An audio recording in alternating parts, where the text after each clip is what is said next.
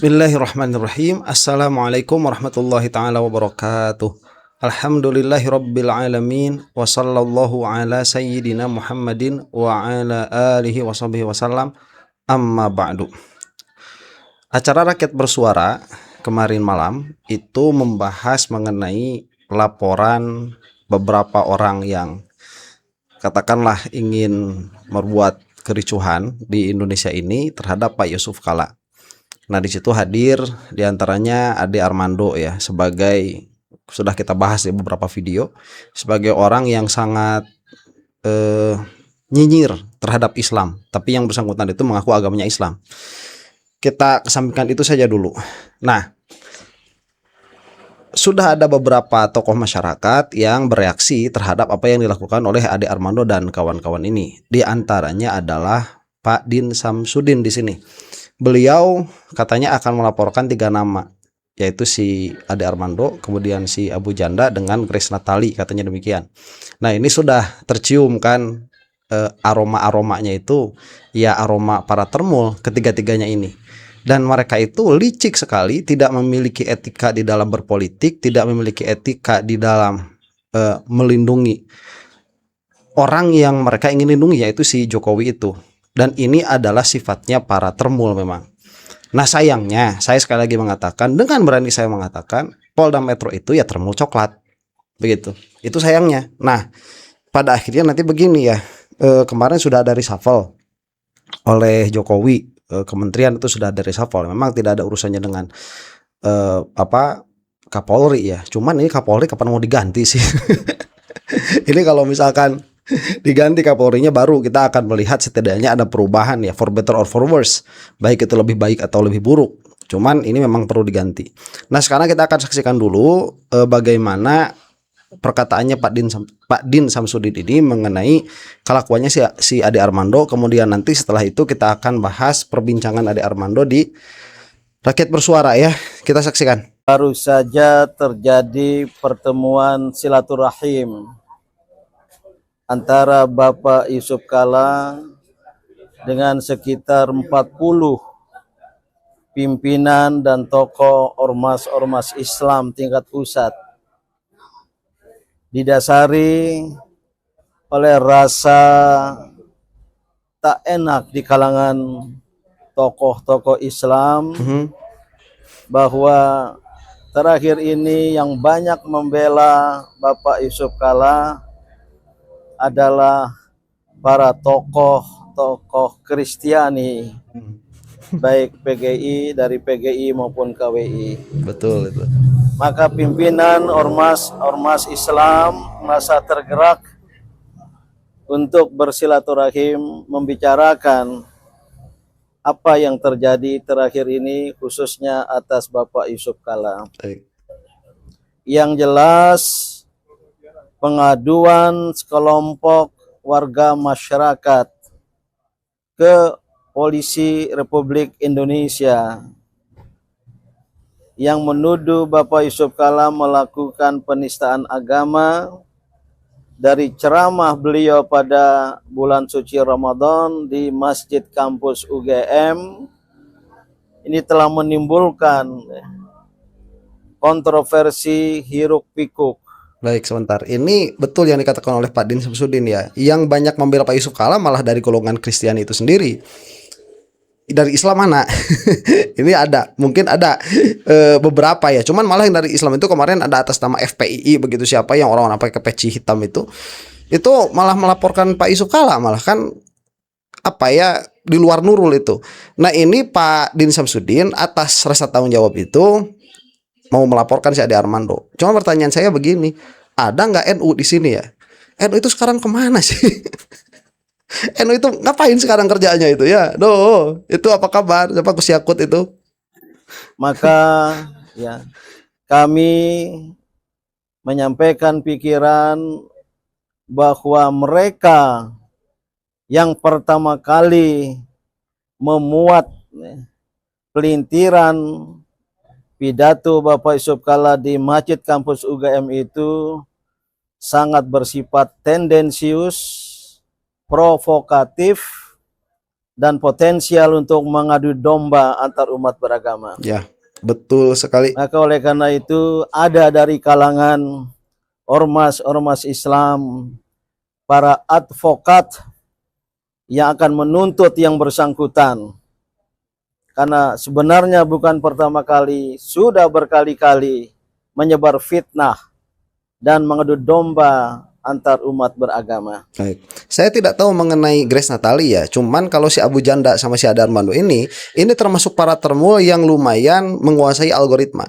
Dalam pengertian mereka itu kalau mengeluarkan suatu narasi ya mengenai sesuatu itu agak cepat viral. Nah, kalau ini mereka sampai laporkan, kemudian karena satu dan lain hal polisinya itu mau berlaku agak adil begitu terhadap si Ade Armando dengan Abu Janda, saya kira ini akan jauh menurunkan kekuatannya si Jokowi di media tuh, saya kira ya. Jadi ini penting untuk didorong.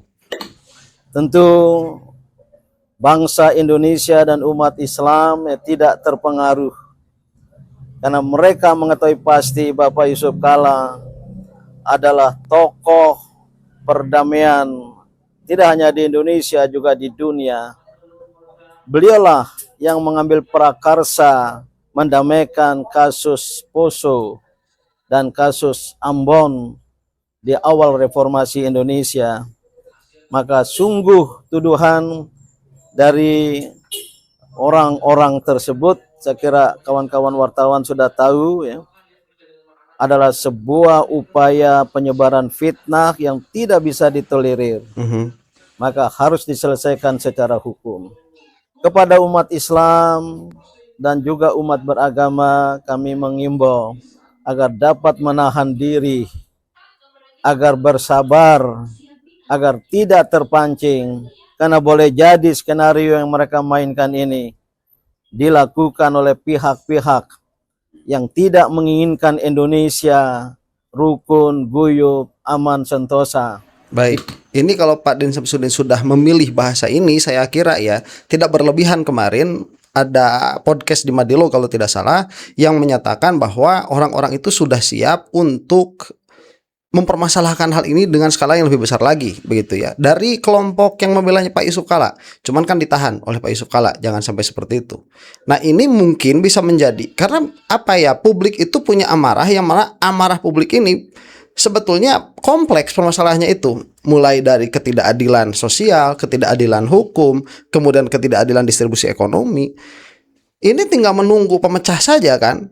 Nah, ini yang dilakukan oleh si Ade Armando ini itu bisa menjadi pemicu ke kerusuhan tuh yang ada di beberapa daerah, apalagi apabila sebagaimana Pak Yusuf Kalla katakan ya, apabila ketidakadilan itu lebih terasa daripada di Jawa, ketidakadilan itu pada mereka itu bisa menjadi permasalahan besar. Dan saya kira ini bukan isapan jempol belaka kalau misalkan Pak Din Samsudin sampai memilih kata-kata yang terakhir kita dengarkan itu.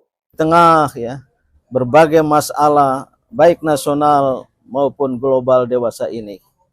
Itulah pembicaraan kami, lebih bersifat dialog dari hati ke hati sambil makan malam dengan menu yang selalu enak di rumah Pak JK ini. Cuma malam ini tidak ada coto Makassar. Ya, cukup. Cukup lah gitu aja ya. Ada dari ormas Islam, terdiri dari para advokat. Saya tidak usah sebut dari mana. Dan saya yakin akan berbondong-bondong advokat-advokat lain. Baik, saya rasa itu dari Muhammadiyah ya, karena yang agak concern terhadap permasalahan Jokowi ini Muhammadiyah. Terlepas dari kritik saya terhadap Muhammadiyah, jangan dibawa-bawa, itu kan kritiknya kritik permasalahan metodologi metodologi memberikan fatwa begitu ya, bukan perjuangan. Perjuangannya Muhammadiyah itu bagus sekali, baik di dalam sosial ataupun di dalam politik. Ekonomi gak usah ditanyakan lagi begitu. Makanya dalam segi pergerakan nasional saya kan mengkritiknya kepada Nahdlatul Ulama. NU ini kemana? Cuman kita menunggu nih, bakal ada nggak NU nih? Malah ribut ngurusin si Yakut itu. Untuk membela Pak Yusuf Kalla yang sesungguhnya tidak perlu dibela, dan akan menuntut ya ke pengadilan, ke meja peradilan dan pengadilan untuk ditegakkan hukum. Walaupun ada di antara kami yang menengarai ya baik Ade Armando, Abu Janda, dan seorang lagi Grace Natali, ada backing-backingnya katanya ya. Nah, itu udah jelas ya, Pak Din. Terima kasih telah mengucapkan hal ini. Disebutkan nama-namanya, kemudian disebutkan juga backingannya. Di belakangnya ada backingnya. Ada siapa? Saya kasih tahu, Jokowi. Ya, mau apa? Itu leadnya banyak kok. Kita nggak usah nggak usah pura-pura. Beda lah kalau misalkan Pak Din Samsudin memang orangnya nasional ya, nggak bisa ngomong sporadis seperti itu lah. Kalau saya mah siapa begitu ya. Ini jelas ya Pak Jokowi. Cuman kurang satu yang diomongin sama Pak Din Samsudin ini. Apa? Termul ya. Harusnya kalau keluar bahasa termul tuh enak kita tertawanya itu. Nah, sekaligus kami memperingatkan ya, jika itu benar ada yang membela, membackingi mereka karena selama ini seperti bebas ya, Betul. menyebarkan fitnah termasuk mengadu domba dan umat beragama yang sangat berbahaya bagi persatuan, kesatuan, dan kerukunan bangsa Indonesia. Ya, baik. Nah, itu saya bisa mengatakan Jokowi. Jokowi kemarin waktu berkumpul dengan para YouTuber Nusantara itu mengatakan boleh sekali-kali bikin gaduh. Mereka kok yang ada di belakangnya itu. Ya, kita bisa lihat dari segi narasi, kita juga bisa melihat dari segi relasi. Nah, apalagi kalau misalkan kita mau follow the money, ya ikuti duitnya kemana larinya. Wah, itu mah mudah sekali. Ya, di belakang mereka bertiga itu siapa? Jokowi sudah. Mudahlah kita ngomongnya itu. Ini kita akan teruskan. Ini omongannya si Ade Armando ya, sama Ade Darmawan nih, duet Ade. Kita saksikan saja dulu. Baik, terima kasih Bung Aiman. Jadi saya tambahkan, saya cuma 1 menit saja bahwa ketika terjadi pelanggaran hukum itu ada unsur objektif subjektif. Kalau ini subjektifnya hilang. Kalau untuk Pak JK, ini menurut hukum. Mulai takut ya ini si Ade Darmawan ini. Maksudnya unsur pidananya nggak ada di Pak JK? Bukan unsur pidananya yang nggak ada, kan ada 2 unsur dari pidana itu sendiri. Ada objektif, ada subjektif. Oke. Ada niat, ada perbuatan. Oke. Peristiwanya terjadi, ya ada bahasa. Tetapi mensrea niatnya Pak JK ada nggak di situ? Kan nggak ada. Aduh. Gitu. Jadi nggak bisa kita sama dengan apa yang terjadi dengan Bu Ade Armando. Yeah. Nah, di sini harus kita kaji betul-betul hati-hati, Bung Aiman. Kenapa? Karena ini melibatkan keyakinan. Ya. Dan satu hal menurut saya begini. Sebentar, ini si Ade Darmawan ini yang katanya pengacara, pakar hukum yang paling nggak tahu hukum. Dia itu mendefinisikan tindak pidana saja nggak bisa. Ya, kemarin sudah saya bahas itu. Ini pengacara yang paling tidak mengetahui tentang hukum, apalagi filsafat hukumnya. Saya berani tantang. Nggak semua orang punya sertifikat advokat itu ngerti hukum. Enggak. Salah satunya ini si Ade Darmawan nih. Makanya yang kayak gini bisa dibeli di kubunya Joko Widodo. Nah, ini juga sebuah kesalahan berpikir ya. Ada 2 tadi katanya, subjektif, objektif. Segi objektifnya itu terjadi, yaitu pembicaraannya ada. Ade, ya ini nggak ada, pembicaraannya tidak ada, dalam pengertian bahwa pembicaraan yang disangkakan oleh si Ade Armando terhadap Yusuf Kala itu tidak terjadi, karena itu di dalam rangkaian, di dalam runtutan. Nah, suatu perbuatan hukum dilihat dipotong begitu ya, perkataan Yusuf Kala 53 detik dengan keseluruhan yang dibicarakan itu tidak sama begitu ya. Kalau misalkan kita melihat sebuah ini ada orang misalkan ya, bukan pemilik motor, kemudian dia itu punya kunci motornya orang lain, kemudian dia itu dinyalakan motornya, kemudian dibawa berangkat. Apakah itu merupakan sebuah tindak pidana atau bukan?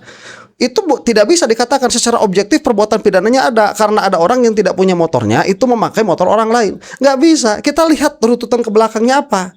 Oh, ternyata orang itu memang disuruh oleh orang yang punya motor untuk berangkat ke sana, misalkan membeli apa begitu. Kan tidak terjadi objek pidananya itu satu. Jadi tidak bisa dipenggal hanya satu dikatakan ini ada perkataannya. Nggak bisa ya. Aduh, ini mah jongkok. Siapa sih Ade Darmawan ini? Kemudian dikatakan nanti subjektif, mensrea belum masuk kalau nggak salah ya. Kita akan masuk dari ke sini. Ini orang yang katanya hukum paling nggak ngerti permasalahan hukum ini, si Ade Darmawan ini. Ini juga harus dipandang juga bahwa Pak JK menyampaikan itu dalam lingkup internal. Ya. Nah, itu yang kemudian juga setelah itulah yang saya katakan tadi, subjektifnya. Nah, silakan dilanjutkan, Bung Ade. Ya. Tadi juga. Oke, sebentar ini mengatakan mensrea itu ya. Udah apa belum tuh? Luput saya. Kita teruskan saja langsung ke Ade Armando. Duet Ade ini. mengatakan bahwa saya punya mens rea. Artinya mens rea itu artinya saya punya niat jahat untuk menjatuhkan Pak JK. Saya perlu gambarkan kronologisnya ya. Kami itu di Cokro TV membuat podcast tentang Pak JK itu pada tanggal 9 April.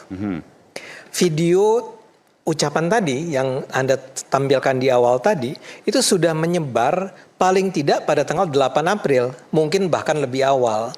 Yang pasti kami memperolehnya pada tanggal 8 April dan kami menganggap bahwa ini penting sekali untuk kita bahas. Memang kami tidak menyaksikan yang 1 jam, yang lengkapnya ya. Tapi kalimat bagian itu menurut kami sangat problematik. Mengatakan bahwa baik Islam maupun Kristen mengatakan membunuh atau dibunuh itu adalah syahid. Karena itu kami buru-buru mengangkat tersebut.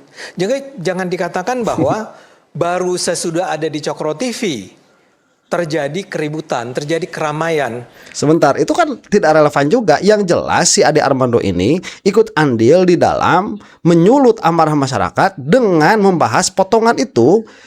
Murni hanya potongan itu, tidak membahas perkataan sebelumnya dan tidak membahas juga perkataan setelahnya. Jadi tidak relevan. Ini kami bukan yang pertama. Lah terus kalau bukan yang pertama kenapa? Ya, ada orang nih ngebakar pasar misalkan begitu ya, atau membakar rumah ibadah lah begitu. Dia yang pertama, ada yang kedua, ada yang ketiga. Terus apa masalahnya yang kedua, yang ketiga itu? Sama saja perbuatan pidana itu. Dan kalau misalkan dikatakan ini tidak ada mens rea itu kan urusannya nanti di penyidikan.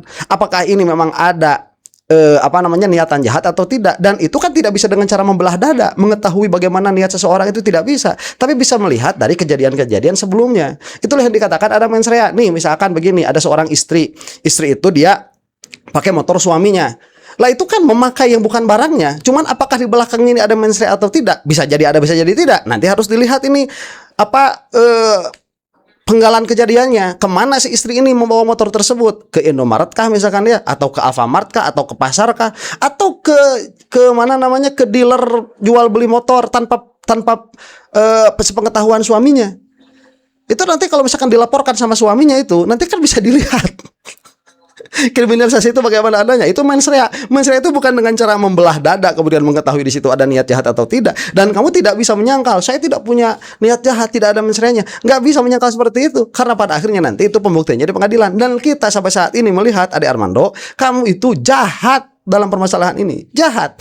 Karena malah menambahkan seharusnya yang marah bukan hanya Kristen, tetapi orang Islam juga seharusnya marah. Tuh omongan Ade Armando tuh.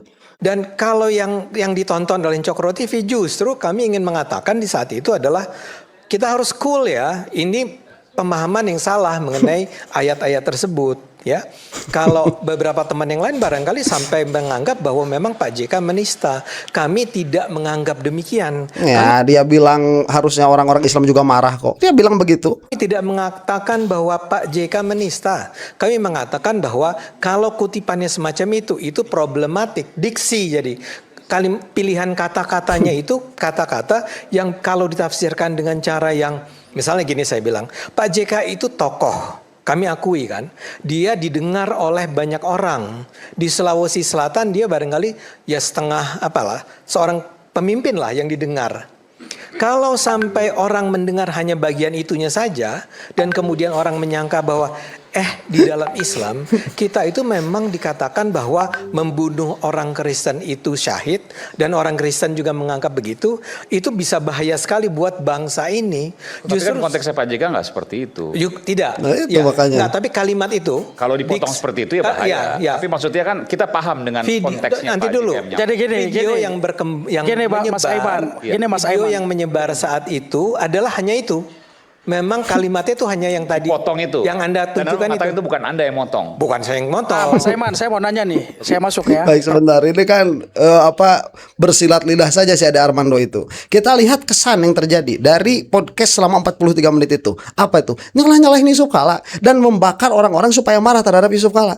Mengatakan bahwa Yusuf Kala itu salah di dalam menginterpretasikan sebuah ajaran agama. Padahal Yusuf Kala tidak salah menginterpretasikan. Itu hanyalah laporan yang ada di lapangan, ya itu si Ade Armando itu. Jadi nggak bisa kita lihat secara utuh, ya kesan apa yang dikeluarkan oleh si Ade Armando di dalam podcastnya itu. Ade Armando ya. Kita lanjutkan dulu. Pertama, kalau Bung Ade sampaikan bahwa dia nggak potong, tunjukkan kepada saya malam ini di forum ini siapa yang potong pertama. Karena kami melihat di video Cokro itu pertama potongan ceramah video JK dipotong. Yang tadi disebutkan oleh Bung Ade itu ada di Cokro TV ada pertama kali melihat itu? Ya, saya pertama kali melihat itu. Sehingga saya ingin menantang Bung Ade Armando untuk menunjukkan dari siapa dan dari mana. Pertama pasti dia tahu siapa yang memotong video itu pertama dulu. Karena kenapa di situ nanti akan kelihatan niat jahat. Konteks itu sudah hilang, Mas Aiman. Boleh? Sabar dulu, konteksnya sudah hilang, Mas Aiman. Tapi kita sepakati dulu bahwa apa yang disampaikan Pak JK itu maksudnya bukan ke situ. Maksudnya ketika dipotong di situ maka berbahaya. Maka berbahaya. Terus saya mau bilang buat siapa yang motong? Itu pertanyaan sekarang. Saya mau Sebentar Aiman, ya ini bukan permasalahannya siapa yang memotong. Karena si Ade Armando ini bisa jadi sebagaimana dikatakan oleh Pak Din Samsudin dari si Ade Armando ini belakangnya ada backing. Jadi bisa jadi dia itu si Ade Armando itu memang ingin memberikan sebuah stigma buruk terhadap Pak Yusuf Kalla, kemudian memerintahkan dulu kepada orang lain untuk memotong video itu, kemudian orang lain itu menyebarkan video itu, kemudian nanti diambil sama si Ade Armando. Bisa saja itu. Bisa saja kalau kita membicarakan tentang probabilitas, tentang kemungkinan begitu. Dan itu dijadikan bumper tuh nanti si yang pertama kali mengupload. Jadi permasalahannya bukan siapa yang pertama kali memotong dan siapa yang pertama kali mengupload. Bukan di situ permasalahannya. Permasalahannya ini apakah Ade Armando ini ikut andil di dalam usaha untuk membuat chaos di antara umat beragama. Itu yang menjadi permasalahannya. Ya, jadi jangan dilemparkan kepada siapa yang pertama kali mengupload. Itu tidak relevan pada akhirnya. Apabila yang diributkan di sini adalah Ade Armando. Karena orang-orang pun pada akhirnya taunya dari si Ade Armando ini, sebagiannya minimal begitu. Klarifikasi yang dibilang sama Bung Ade tadi, Pak JK tidak sedang berpendapat, supaya jangan angkat bahwa seolah-olah Pak JK berpendapat bahwa orang Kristen membunuh atau orang Islam membunuh Kristen adalah mati syahid. Tidak seperti itu. Pak JK meminjam pendapat atau mengcopy paste pendapat orang-orang di lapangan, aktor konflik di lapangan tadi, fakta empirik. Sehingga beliau sampaikan di forum itu, gitu. Nah, jadi bukan Pak JK sedang berpendapat. Pertanyaan Bentar, tadi, Bang siapa Rasman. yang motong gitu kan? Bisa saya. Jadi pertanyaan pertama adalah siapa yang memotong? Karena Mas Aiman, beliau Cokro TV lah yang paling pertama di tanggal 9. Ingat, Cokro TV tanggal 9. Lalu kemudian bersamaan Permadi Arya muncul. Lalu kemudian di YouTube ini kami punya timeline ya. Ya, ini kita punya bukti. Di YouTube Kupas Bicara itu hadir Ade Armando sebagai narasumber tunggal dengan ada 2 host cewek perempuan. Ini bahasa sangat framing nih, seperti ini. Kok Yusuf Kalla bilang orang Kristen diperintahkan bunuh orang Islam, tanda tanya. Ini kan framing. Ini apa ya? Thumbnailnya atau apa? Ini thumbnail. Ini thumbnailnya. Ya, judul. Judul seorang dosen komunikasi dan ahli media bikin judul di Kupas Bicara, kok Yusuf Kalla bilang orang Kristen diperintahkan bunuh orang Islam. Ini kan fatal. Iya, ini betul. framing yang sengaja jahat ini. Nah itulah saya katakan kenapa tadi saya mengatakan bahwa tidak relevan sekarang pada akhirnya siapa yang memotong itu tidak relevan. Jadi kalau misalkan itu mau dikejar, iya berarti yang bersalah 2 di sini, si Ade Armando plus juga orang yang memotong videonya Pak Yusuf Kalla. Kalau mau main isu yang bagus sedikit dong. Ini kan ingin sedang memprovokasi keadaan. Betul. Kami membaca seperti itu. Walaupun dikasih tanda tanya, tapi tanda tanya itu bagian dari framing. Kalau mereka gentle, kenapa tidak pakai tanda tanya tapi pakai tanda seru? Supaya jelas sikap kalian. Ini memprovokasi atau bertanya. Tapi itulah ilmunya si Ade Armando di dalam komunikasi itu dipakai untuk memakai diksi-diksi yang lembut, tetapi dia itu apabila kita lihat secara keseluruhan, dia itu menyentuh emosinya penonton, sehingga kalau misalkan orang yang saya itu yang sangat cinta terhadap Islam misalkan, itu jadi sebel sama si Ade Armando. Orang yang gak suka sama Islam jadi sebel sekali sama Islam. Itu yang dipakai sama Ade Armando. Memang secara diksi satu-satu diksi nggak bakalan menemukan misalkan perkataan Pak Yusuf Kalla menista agama, nggak bakalan. Lah wong dia itu ahli komunikasi kok. Begitu. Cuman kita lihat secara keseluruhan kesan yang didapat dan kesimpulan dari apa yang dikeluarkan oleh si Ade Armando ini, ya bukan Ade Darmawan ya, oleh si Ade Armando ini, itu bisa menjadi percikan bagi menajamnya konflik beragama yang ada di Indonesia. Nah makanya disinilah nanti kalau misalkan bisa begitu ya, yang masuk itu ilmu mantik. Jadi kalau ilmu mantik itu kan tidak dibungkus dengan bahasa. Kita nanti bisa tanyakan kepada si Ade Armando itu, sebetulnya kalau subjek dan predikat yang dia jelaskan itu apa sebetulnya. Jadi nggak muter-muter tuh kalau ilmu logika itu. Kita teruskan dulu. Bukan setelah di YouTube-nya Kupas Bicara itu lalu muncul Permadi Arya lagi. Di saat yang bersamaan Grace Natali di TikTok dan di Facebook. Lalu yang melaporkan Sahat. Ini terpola bang, Mas. Nah itu. Jangan, nggak seperti itu. Yang rasional terukur yang saya bilang tadi, mari kita berdebat soal isi dan substansi. Kita bicara hal yang paling penting yang jangan yang isu yang sentimen seperti ini. Ya. Dan sebelumnya Jokowi mengatakan sekali-kalilah bikin gaduh nggak apa-apa. Si Jokowi itu yang bilang tuh sebelumnya itu, ya beberapa hari sebelum acara ini. Jadi kita melihat ada kemungkinan orkestrasi di sini. Kenapa? Karena mereka orang yang saling mengenal, mereka memiliki kepentingan yang sama yaitu membela Joko Widodo. Kemudian timeline dari apa yang mereka lakukan itu teratur. Karena dampaknya itu kalau sekali terbakar membakar semua orang. Dan Pak JK tidak mau ada di situ. Karena beliau terlibat. Ingat, Pak JK mendamaikan Ambon saja. Beliau hampir tewas, hampir mati di Ambon. Untuk masuk ke kota Ambon, ini saya harus jelaskan peristiwa kenapa Pak JK itu bilang seperti ini. Anda boleh mengkritik saya, Anda boleh menghina saya, tapi jangan sampai Anda membenturkan toleransi atau harmoni antar umat. Karena saya berdarah-darah menyelamatkan konflik Ambon dan Poso. Saya kemana-mana diskusi seminar, saya bicara tentang Ambon dan Poso, hidup dua agama, hidup umat beragama berdampingan. Mereka yang tadi rapuh, terbakar, tapi bisa bangkit kembali lagi. Makanya mereka bilang kalau mau bicara konflik perdamaian di dunia, belajarlah pada Ambon dan Poso bagaimana mereka yang tadinya berperang membakar, tapi bisa kemudian hidup berdampingan. Makanya cara-cara yang memotong video, memprovokasi itu cara-cara yang barbar, yang tidak bermartabat. Jangan mengagitasi publik, memantik kemarahan publik di ruang digital seperti itu. Karena itu sangat tidak berkelas, itu sangat barbar. Makanya saya minta siapapun yang bermain dengan isu memantik sentimen agama seperti ini, supaya bahkan seluruh rakyat Indonesia harus meminta Kapolri memanggil orang-orang seperti ini karena berbahaya. Persatuan kita bisa dirobek, kita bisa terhasut. Jangan bermain di isu seperti itu.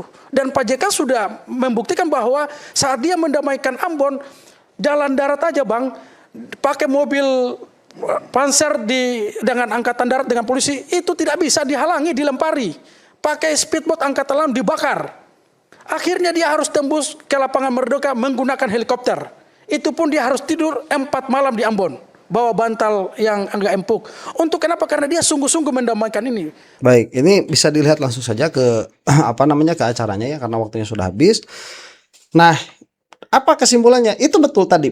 Penekanan terakhir itu, orang-orang seperti si Ade Armando ini yang memakai cara-cara yang biadab hanya untuk mendeviasi permasalahan yang kena terhadap si Jokowi itu tentang ijazah palsunya, karena JK sebelumnya mengatakan tunjukkan ijazahnya kalau mau begitu.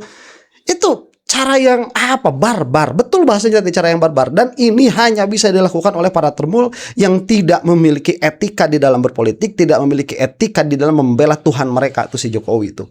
Ya, demikianlah. Mudah-mudahan kita semua ada dalam maghfirah Allah Subhanahu wa taala. Wallahu taala a'lam bissawab. Assalamualaikum warahmatullahi taala wabarakatuh.